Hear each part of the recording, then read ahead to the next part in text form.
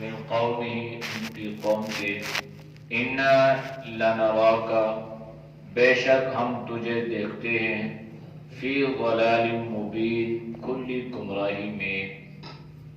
قال فرمایا یا قومی اے میری قوم لیس بی ضلالہ نہیں ہے میرے لیے گمراہی ولکنی اور لیکن میں رسول پیغمبر ہوں بھیجا ہوا ہوں من رب العالمین سارے جہانوں کے رب کی طرف سے. ابلغکم میں تمہیں پہنچاتا ہوں رسالاتی پیغامات ربی اپنے رب کے وانصح لکم اور میں تمہیں نصیحت کرتا ہوں وعلم اور میں خوب جانتا ہوں من اللہ اللہ کی طرف سے ما ان چیزوں کو لا تعلمون جسے تم نہیں جانتے. اواجبتم کیا تم تعجب کرتے ہو ان جاءکم کہ آیا تمہارے پاس ذکر نصیحت من ربکم تمہارے رب کی طرف سے علی رجل ایک مرد پر منکم تم میں سے لینذرکم تاکہ تمہیں ڈرائے ولتتقوا اور تاکہ تم بچو ولعلکم ترحمون اور تاکہ تم پر رحم کیا جائے. فکذبوہ بس اس کو جھٹلایا فانجیناہ بس ہم نے اسے نجات دی والذین اور ان لوگوں کو معاہ جو اس کے ساتھ تھے فی الفلک کی کشتی میں واغرقنا اور ہم نے غرق کیا الذین ان لوگوں کو کذبوا بآیاتنا جو جھٹلاتے تھے ہماری آیات کو انہم کانوا بے شک تھے قوما ایسے لوگ عمین اندھے. آیات کا ما قبل آیات کے ساتھ ربط اور تعلق یہ ہے کہ ما قبل آیات میں اللہ نے اپنی نعمتوں کا اظہار فرمایا تھا اور اس بات کو سمجھانے کے لیے کہ ہر چیز ہر نعمت اللہ کی طرف سے ہے اور وہ نعمت اللہ نے انسان کے فائدے کے لیے پیدا فرمائی ہے. لہذا انسان کو چاہیے کہ وہ منعم یہ نعمتیں دینے والا جو ہے اس کی قدر کریں اس کو پہچانیں اس پر ایمان لائیں. لیکن لوگوں نے نہ اللہ کی قدر کی نہ اللہ کو پہچانا اور نہ اللہ کی طرف سے بھیجے ہوئے انبیاء علیہ السلام کی تصدیق فرمائی. بلکہ جو نبی اللہ کی طرف سے کسی قوم کسی بستی کسی علاقے کے پاس آیا تو قوم نے اس پیغمبر کو اس نبی کو جھٹلا دیا. چونکہ گزشتہ آیات میں اللہ نے مشرکین مکہ اور کفار مکہ کے سامنے ان کے باطل نظریات کی تردید فرمائی. تو اس طرح کی باتیں جو تھے نبی کریم صلی اللہ علیہ وسلم کو اس سے بڑا دکھ پہنچتا، آپ بڑے غمگین ہو جاتے، آپ بہت رنجیدہ ہوتے. تو اللہ نے آپ کو تسلی اور تشفی دینے کے لیے گزشتہ انبیاء علیہ السلام کے واقعات کو قرآن میں ذکر فرمایا. ایک تو یہ کہ آپ صلی اللہ علیہ وسلم کو تسلی ہو اور دوسرا یہ کہ یہ لوگ ان سے عبرت حاصل کریں کہ اگر ہم بھی گزشتہ قوم کی طرح ان کے طریقے پہ چلے ان کے راستے پہ چلے ان کی روش کو ہم نے اپنایا تو جس طرح ان قوموں پر اللہ کا عذاب آیا اسی طرح یہ عذاب بھی آ سکتا ہے. لہذا انسان اس سے عبرت حاصل کرے سبق حاصل کرے. تو اللہ نے حضرت نوح علیہ السلام کا ذکر فرمایا. لقد ارسلنا نوحا بے شک ہم نے بھیجا نوح کو الی قومی نوح کی قوم کی طرف حضرت نوح علیہ السلام جو تھے یہ ان کو آدم ثانی بھی کہا جاتا ہے۔ حضرت آدم علیہ السلام سے لے کر حضرت نوح علیہ السلام تک کا جو زمانہ ہے اس میں کفر و شرک نہیں ہے، یہ بالکل پاک صاف زمانہ ہے۔ اس لیے قرآن کریم میں حضرت آدم علیہ السلام کی قوم کا ذکر نہیں ملے گا کہ اللہ نے حضرت آدم کو کسی قوم کسی بستی کی طرف بھیجا، نہیں۔ تو حضرت نوح علیہ السلام سے اللہ نے اس سلسلے کو جاری فرمایا۔ درمیان میں تقریباً 1000 سال کا جو فاصلہ تھا اس میں ہر آدمی اللہ کو پہچاننے والا اور اللہ کے احکامات پر عمل کرنے والا تھا۔ اگرچہ اعمال میں کمزوری ہوئی ہوگی لیکن بہرحال کفر اور شرک سے وہ لوگ محفوظ تھے۔ حضرت نوح علیہ السلام کے زمانے سے یہ سلسلہ شروع ہوا، تو اس لیے اللہ نے قرآن کریم میں حضرت نوح علیہ السلام کا ذکر اِنَّا أَوْحَيْنَا إِلَى نُوحٍ، تو وحی کا ذکر اللہ نے حضرت نوح علیہ السلام سے ذکر فرمایا۔ تو اللہ نے حضرت نوح علیہ السلام کو ایک قوم کی طرف بھیجا، تو جب حضرت نوح علیہ السلام اپنی قوم کے پاس گئے، اس بستی کے پاس حضرت نوح علیہ السلام گئے تو ان کو جا کے آپ نے اللہ کا پیغام سنایا اور فرمایا فقالا یا قومی، اے میری قوم، اعبدوا اللہ، تم اللہ کی عبادت کرو، اللہ کی بندگی کرو، تم اللہ کو پکارو، اس لیے کہ ما لکم من الہ غیرہ، اللہ کے سوا تمہارا کوئی الہ نہیں ہے، اللہ کے سوا تمہارا کوئی معبود نہیں ہے، اللہ کے سوا تمہارے لیے کوئی مشکل کشا اور حاجت روا نہیں ہے، اللہ ہی ہے، لہذا تم اللہ کی عبادت اور اللہ کی بندگی کرو۔ انی اخاف علیکم عذاب یوم عظیم، میں تمہارے بارے میں ایک بڑے دن کے عذاب سے خوف اور ڈر محسوس کرتا ہوں۔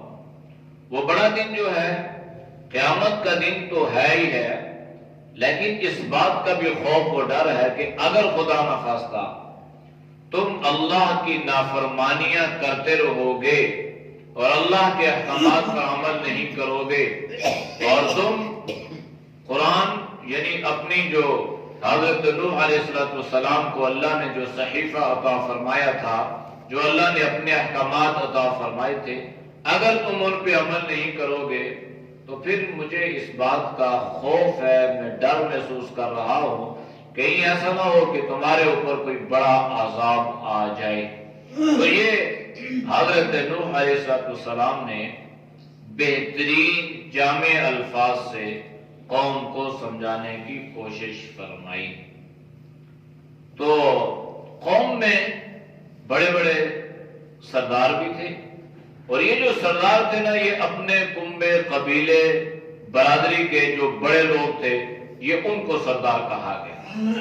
اور اب بھی ایسا ہے کہ ہر برادری میں کچھ بڑے لوگ ہوتے ہیں اور برادری والے اپنے مسائل جو ہے وہ اپنی قوم کے سامنے رکھتے ہیں۔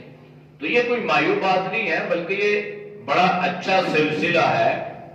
زمانے جاہلیت میں بھی اس بات کو جو ہے فوقیت دی جاتی تھی، لیکن یہ نہ ہو کہ جس کے پاس طاقت ہو، پاور ہو، زور ہو، تو ان سرداروں کا جو ہے وہ رخ اسی طرف ہو اور کمزور بیچارے جو ہے وہ ظلم کی چکی میں پیستے رہے، ایسا نہ ہو، بلکہ انصاف کا بول بالا ہو اور قوم کے بڑے، قوم کے سردار، قوم کے بزرگ جو ہے وہ اپنی برادری کو سنبھال کے رکھیں اور برادری میں پھیلنے والے اختلافات کو ختم کرنے کی کوشش کریں۔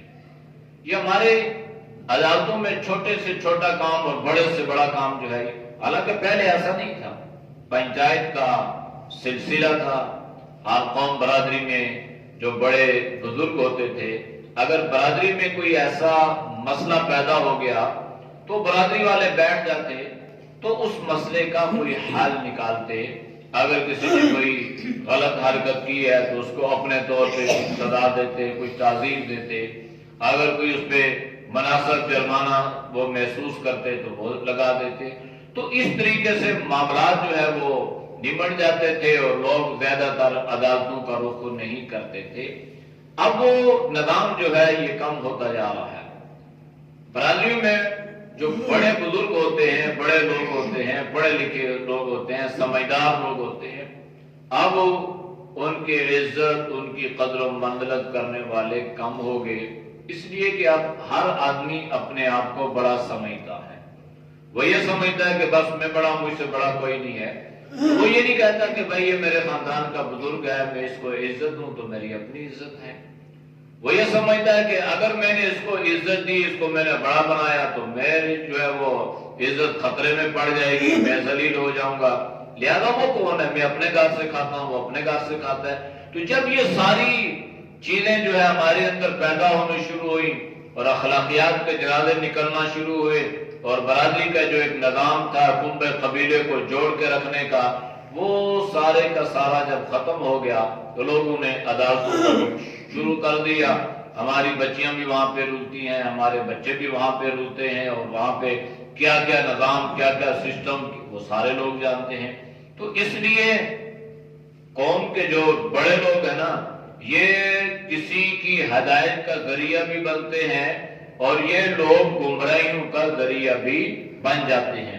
تو یہاں پہ قال الملأ, جب حضرت نوح علیہ السلام نے اپنی قوم کو اللہ کے پیغام سے آگاہ کیا تو سرداروں نے کہا, من قومی, جو ان کی قوم میں سے تھے, اپنے کنبے کے, برادری کے, اپنے گاؤں کے بڑے جو لوگ تھے, انہوں نے حضرت نوح علیہ السلام کو دو ٹوک الفاظ میں کیا جواب دیا, ان لنراک فی ضلال مبین, کہ بے شک ہم تمہیں کھلی گمراہی میں دیکھتے ہیں.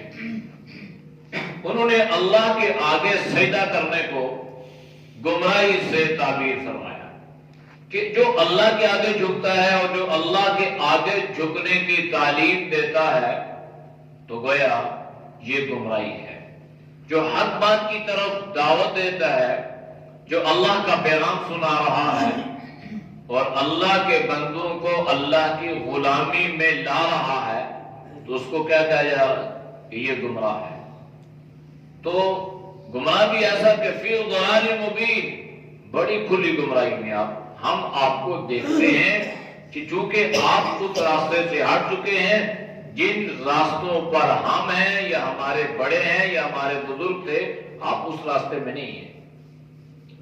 تو اب بات تو یہ تھی نا کہ حضرت نوح علیہ السلام بھی برادری رکھتے تھے, آپ کا بھی ایک مضبوط کنبہ قبیلہ تھا, آپ بھی اپنی پہچان رکھتے تھے جسامت کے اعتبار سے, طاقت کے اعتبار سے, علم کے اعتبار سے, علم کے اعتبار سے.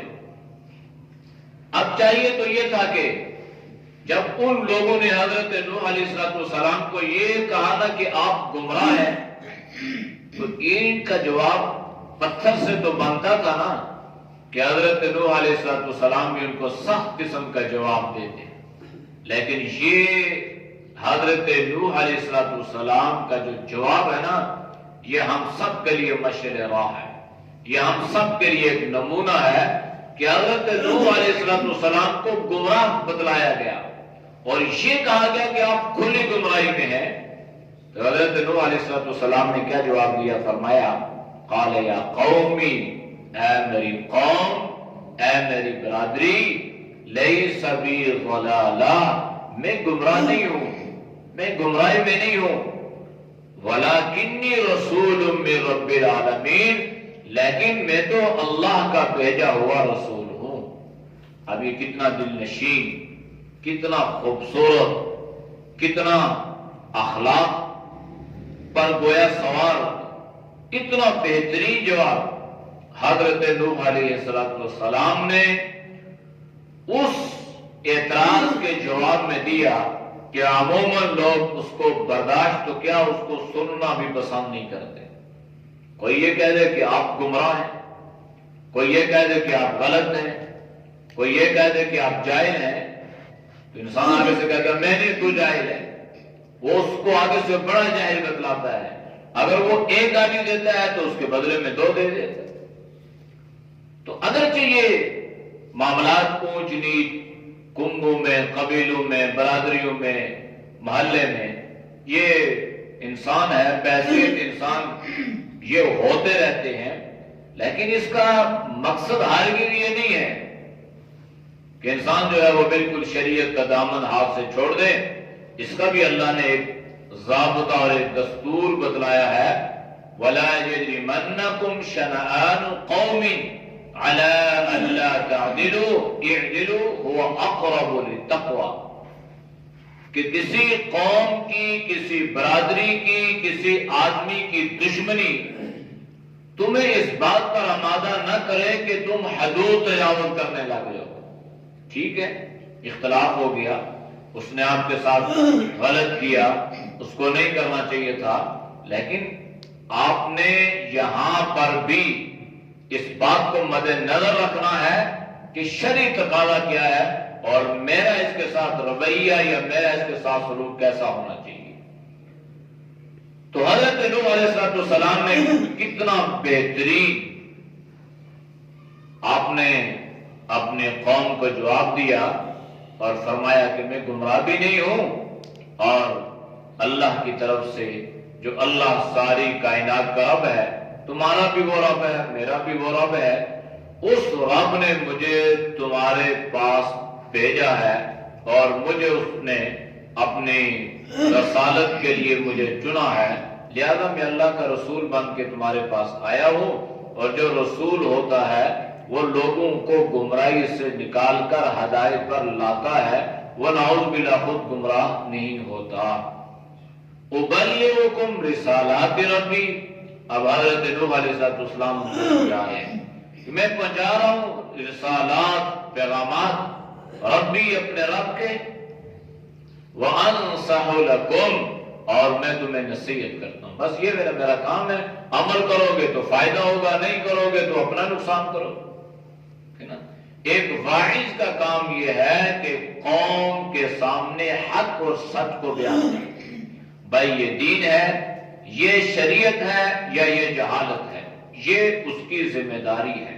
واعظ کی، مبلغ کی، مقتدا کی، امام کی، خطیب کی، عالم کی یہ ذمہ داری ہے. باقی یہ ذمہ داری نہیں ہے کہ وہ اس پہ عمل کرے یا نہ کرے، وہ معاملہ اللہ پہ ہے. نتیجے کے مکلف نہیں ہوتے، صرف بتلانے کی ذمہ داری ہوتی ہے، ان کو سمجھانے کی ذمہ داری ہوتی ہے. اگر اللہ نے ان کے مقدر میں ہدایت لکھی ہوگی، ان کا دل اگر زرخیز ہوگا تو اللہ بات بھی ان کو سمجھا دے گا. اگر دل اس قابل نہیں ہے تو ان کو تو پیغمبر کی بات سمجھ میں نہیں آئی، ہماری باتیں انہیں کیا سمجھ میں آئیں گی. اس لیے حضرت نوح نے فرمایا وَأَنصَحُ لَكُمْ، بس میں تمہیں اللہ کا پیغام سناتا ہوں اور میں تمہیں نصیحت کرنے والا ہوں. اور یہ خوب ذہن میں رکھ لو، وَأَعْلَمُ مِنَ اللَّهِ مَا لَا تَعْلَمُونَ، مجھے اللہ نے جو علم دیا نا وہ علم میرے پاس ہے، میں ان چیزوں کو زیادہ جانتا ہوں جن کو تم نہیں جانتے.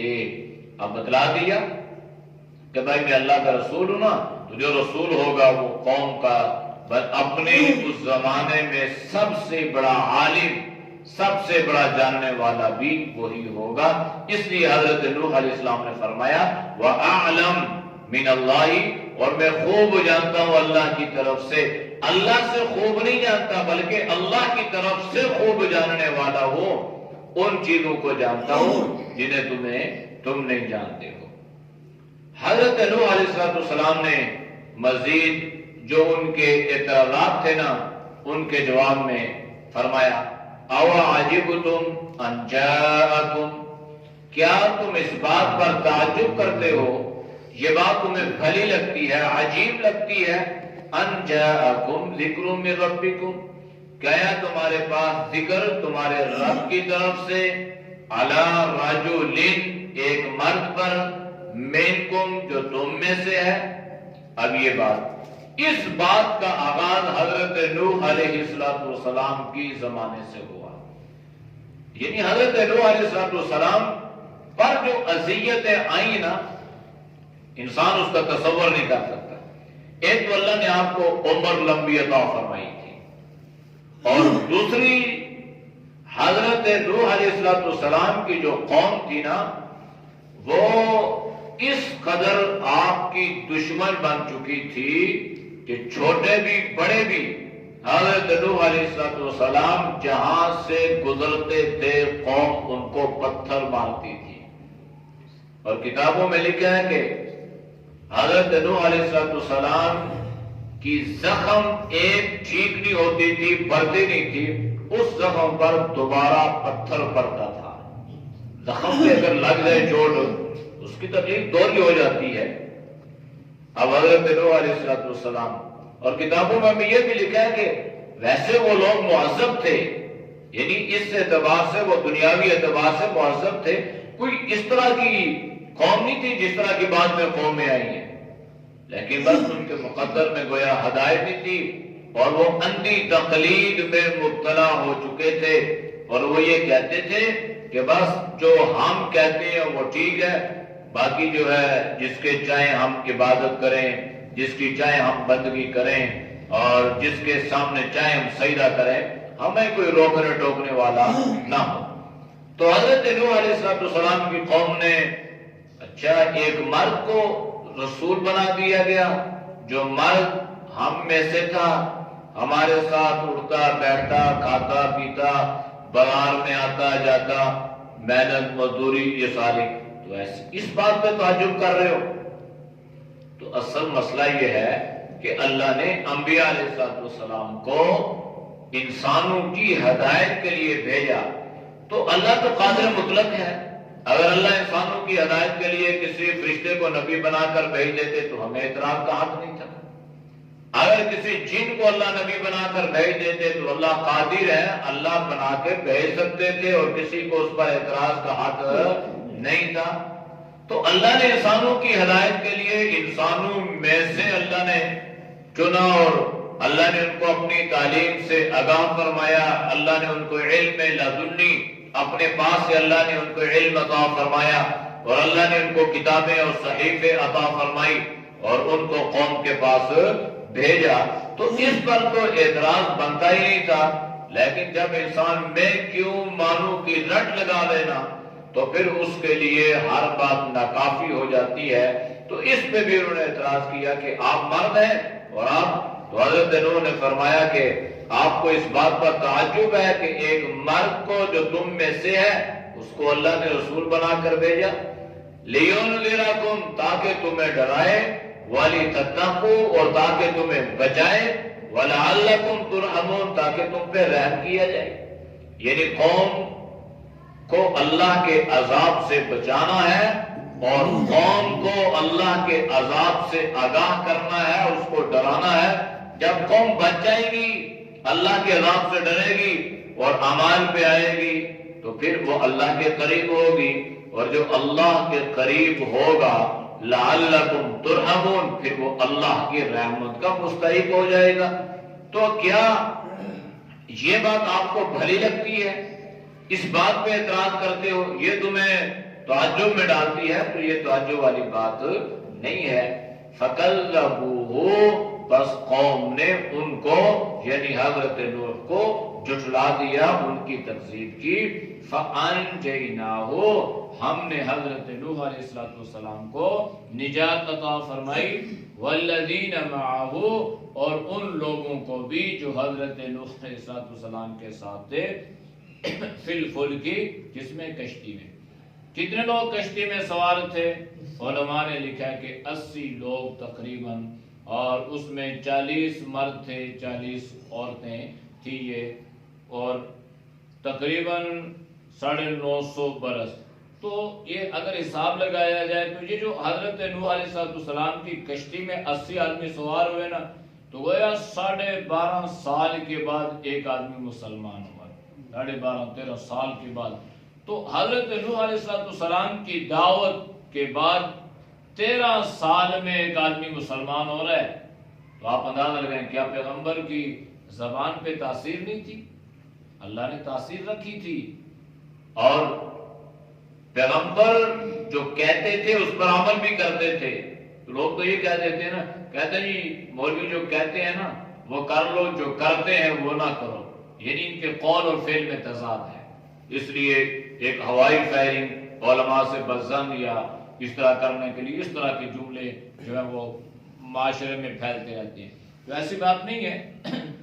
اگرچہ وائز کو عمل پہ استقامت اختیار کرنی چاہیے، اسے عمل کرنا چاہیے، لیکن بہرحال وہ کمزور ہے، اسے خطا تو ہو سکتی ہے نا، امکان تو رہتا ہے اس سے بھی، کیونکہ وہ بشر ہے. یہ تو ہو نہیں سکتا کہ وہ جو ہے وہ بشر نہ ہو، یا یہ ہو نہیں سکتا کہ اس سے خطا نہ ہو. اس لیے ایسی چیزوں کو زیر بحث لانا یا ان چیزوں کو جو ہے وہ سامنے رکھنا، کہتے ہیں جی وہ کچھ کہتے ہیں کچھ نہیں.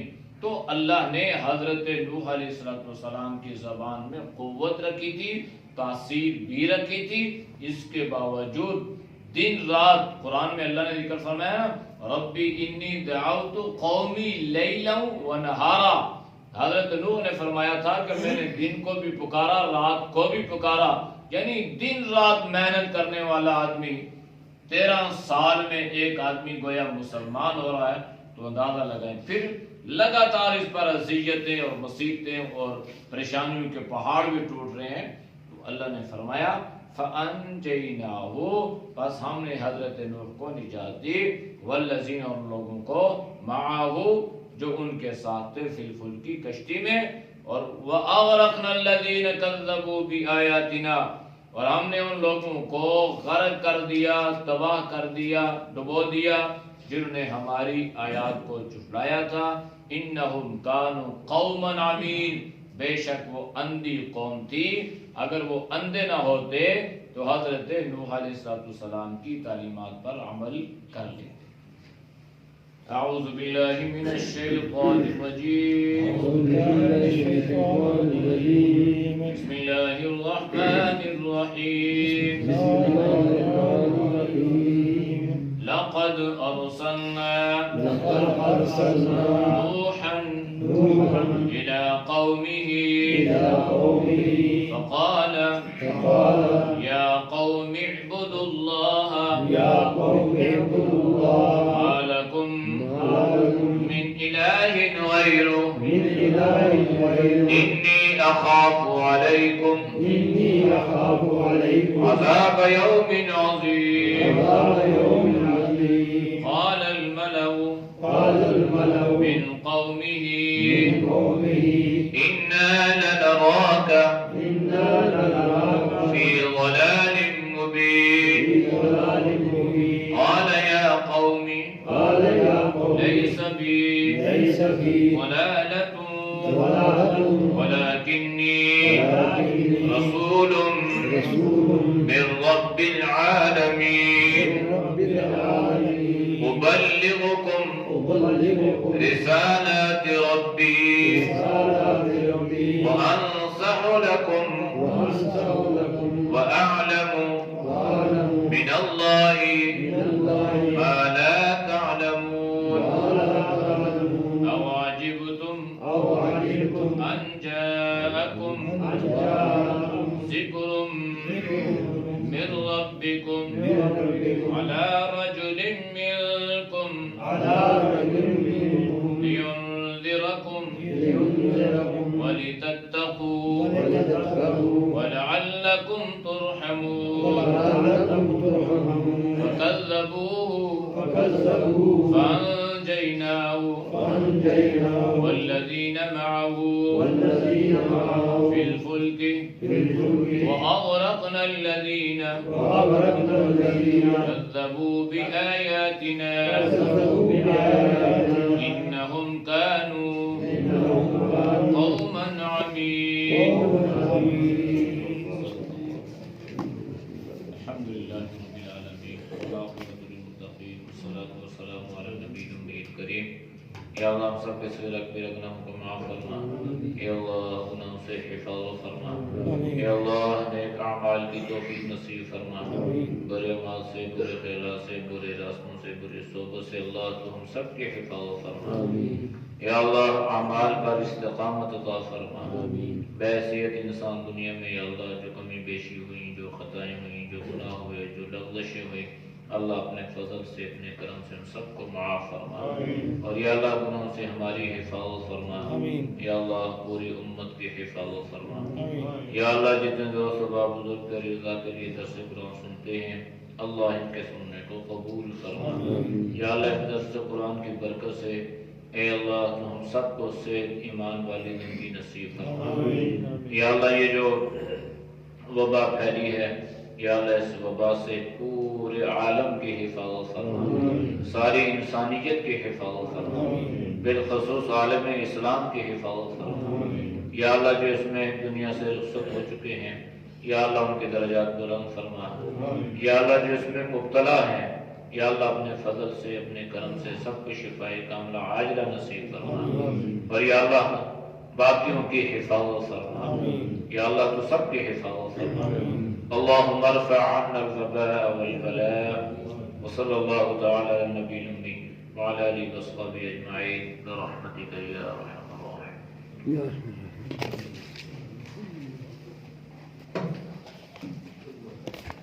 تیرا شکر ہے.